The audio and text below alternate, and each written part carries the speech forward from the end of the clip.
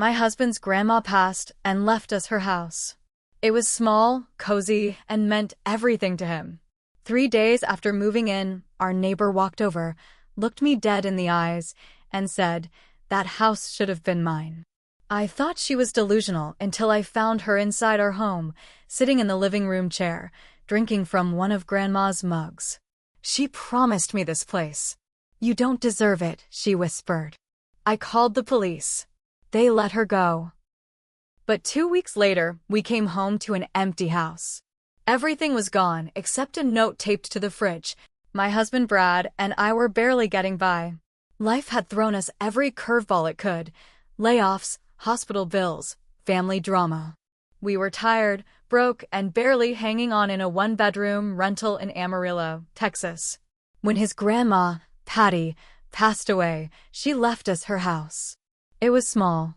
2 bedrooms, a tiny kitchen, an old porch swing. But it was real. Ours. No more rent. No more landlords raising the price every year.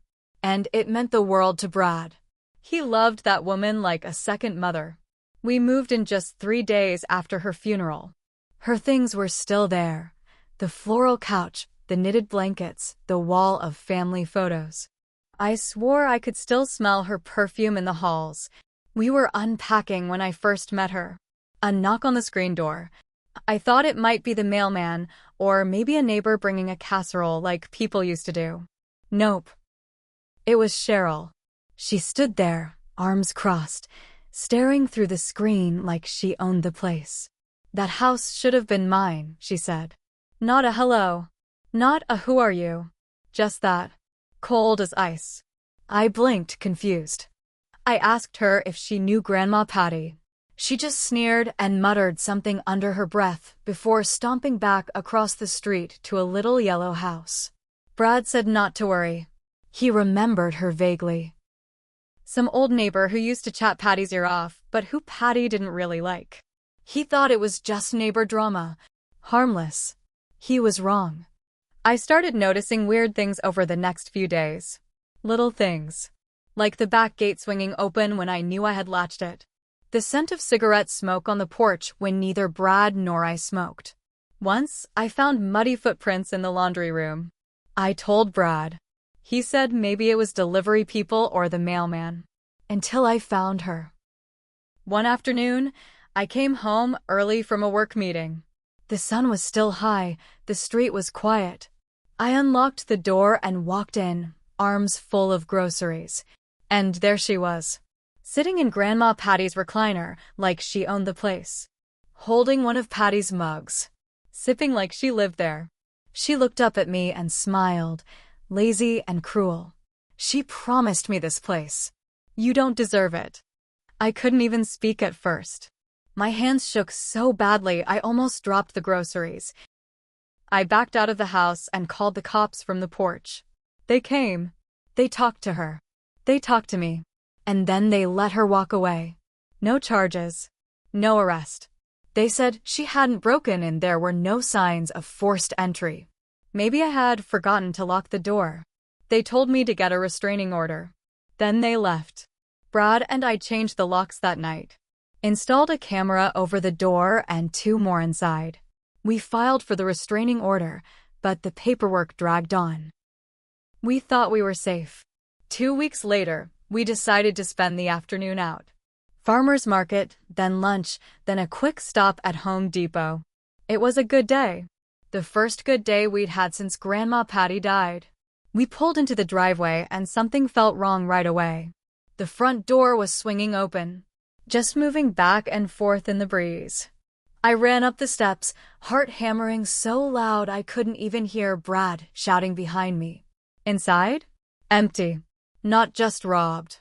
Stripped. Couches, gone. Beds, gone.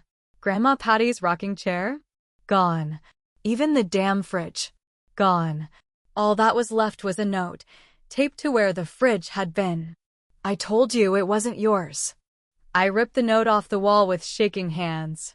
Brad stood there, stunned, looking around the gutted house like he couldn't believe what he was seeing. I was already dialing 911. When the cops showed up, It was the same officer from before. He looked tired, annoyed, like we were a problem he didn't want to deal with.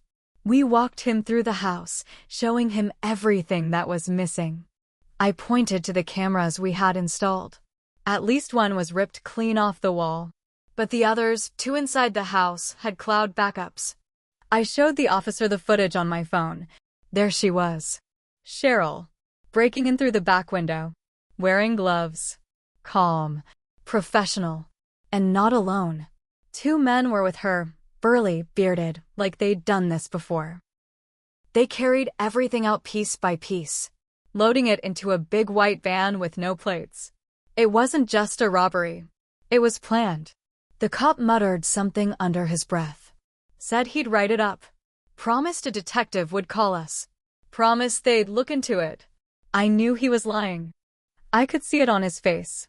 Brad spent the rest of the day pacing. I sat on the bare living room floor, holding my knees to my chest, just trying not to fall apart. That night, Brad said something I'll never forget. If the police won't help us, we'll have to handle this ourselves. The next day, I started digging. I went full crazy. Public records, old Facebook posts, town gossip pages, anything I could find on Cheryl. And what I found made my blood run cold. She wasn't just some lonely neighbor. She was a con artist. She had a history. 2 towns over, she'd sweet-talked an old man into signing over his house before he passed. When his family fought it, she played the victim. Somehow, she kept slipping through the cracks. She moved from town to town, looking for vulnerable people, trusting people. Grandma Patty must have been her next target. But Patty didn't trust her enough to leave her anything in the will. That's why Cheryl was so angry. That's why she thought the house was hers. Brad wanted to go straight to her house and confront her. I talked him down. We needed a plan. A real one. Not just anger. We spent a few days watching her house, keeping a low profile. And guess what? We saw the white van, parked behind her fence. It was hidden, but not hidden well enough. At night, we heard noises, hammers, saws. Like she was tearing apart our stuff, selling it off piece by piece. It was like a knife in the gut every time. I went to the police again with the footage, the proof, everything. They said unless we could prove the items inside were ours, their hands were tied. Civil matter, they said. A civil matter. They acted like we were bothering them. That night, I sat on the floor with Brad and said, if no one's going to help us, we'll take back what's ours. He nodded. No fear in his eyes. Only fire. We knew going over there with fists swinging would land us in jail, not her. So we played it smart. First thing we did was rent a cheap car from out of town. Something she wouldn't recognize. Then we borrowed some old work clothes from Brad's cousin, stuff that made us look like movers. We spent a few nights watching her house, learning her patterns. She left every morning around 9, like clockwork. Probably working under the table somewhere. The first time she left, we waited 15 minutes, then made our move. The side gate was chained, but the back fence had a rotten section we'd already spotted. Brad boosted me over first, then climbed after me. The backyard was a mess, scrap wood, old rusted metal, broken lawn furniture. And there, under a tarp, was the white van. We peeled back the tarp and found it unlocked. Inside were our things. Grandma Patty's rocking chair, Brad's childhood dresser, the handmade quilt his mom had given us for our wedding. All jammed together, dirty but still there.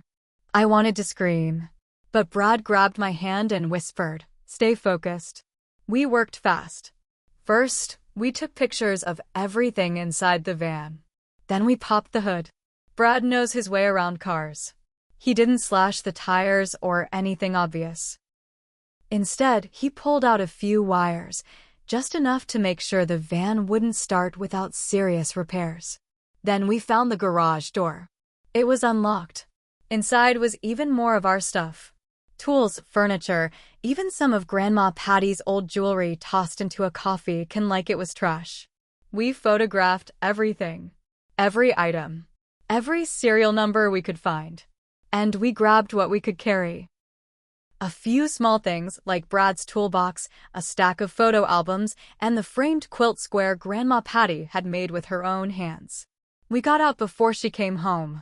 That night, we emailed everything, the pictures, the proof, the footage, to 3 places: the police department's tip line, the Amarillo local news station, a lawyer Brad's uncle knew, one who hated bullies more than anything.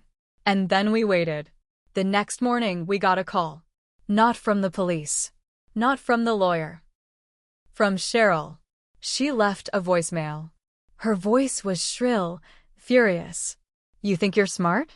You think you're going to ruin me? You have no idea who you're messing with. Click. My blood turned to ice. Brad played it 3 times, then saved it. Another piece of evidence. We thought she'd back off.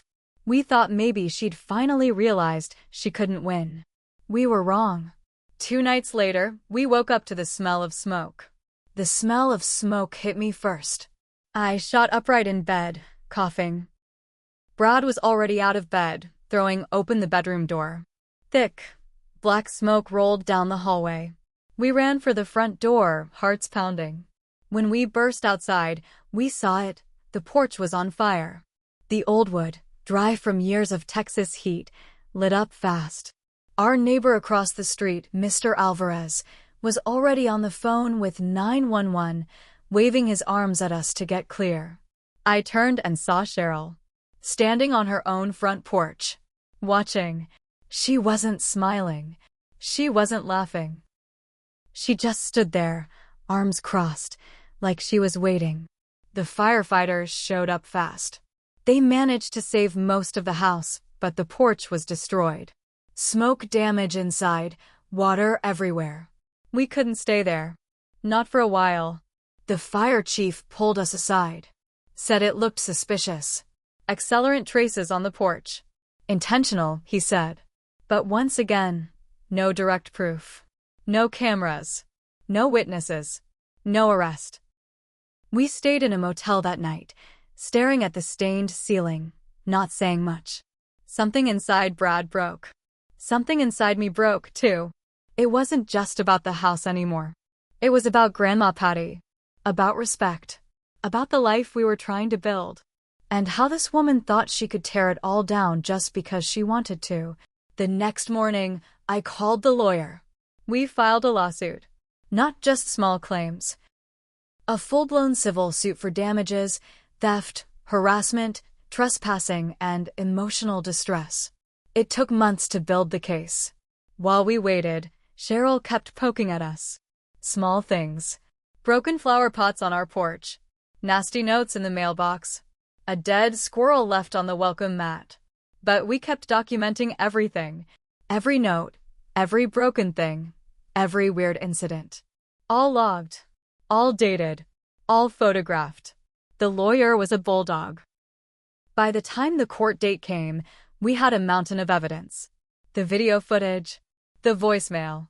The photos of our stolen property in her van and garage. The police reports. The restraining order. She walked into that courtroom thinking she could sweet-talk the judge. She couldn't. We won. Not just a little. The judge awarded us full damages, enough to repair the house, replace what couldn't be saved, and then some. He granted a permanent restraining order against her. She had to pay our attorney fees, too. And the cherry on top? The detective who had dragged his feet before? The news reports about the fire and our case embarrassed the hell out of the police department. They reopened an investigation into Cheryl's other activities. And guess what? She had stolen from 3 other elderly people in towns nearby. This time, they had enough to charge her with grand theft and elder abuse. The last we heard, she was sitting in a county jail cell, waiting for trial. The white van was impounded. Our furniture was returned. It wasn't in perfect shape, but we cleaned it up. Repaired what we could. Brad rebuilt the front porch himself, board by board. Painted it the same color Grandma Patty had years ago, a soft, faded blue. And when we finally sat down together on the new porch swing, Tired and sweaty and smelling like fresh wood and paint, Brad turned to me and said, "She didn't win. Grandma would be proud." And you know what? He was right. We took back everything she tried to steal. And we built something stronger than before. Something that no bitter thief could ever tear down again.